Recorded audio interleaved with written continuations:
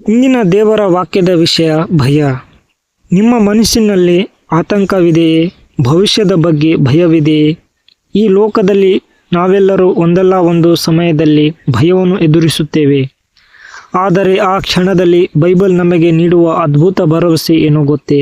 ಯೆಶಾಯ 41:10 ದೇವರು ಹೀಗೆ ಹೇಳುತ್ತಾನೆ, ಭಯಪಡಬೇಡ, ಯಾಕಂದರೆ ನಾನು ನಿನ್ನ ಸಂಗಡ ಇದ್ದೇನೆ.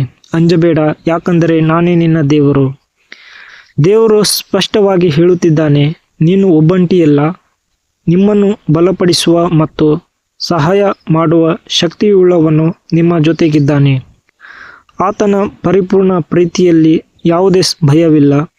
ಭಯದ ಕ್ಷಣಗಳಲ್ಲಿ ಆತನ ನಾಮವನ್ನು ಕರೆಯಿರಿ ಮತ್ತು ನಿಮ್ಮ ಎಲ್ಲ ಚಿಂತೆಗಳನ್ನು ಆತನಿಗೆ ಒಪ್ಪಿಸಿ. ಆತನು ನಿಮ್ಮ ಕೈ ಬಿಡುವುದಿಲ್ಲ.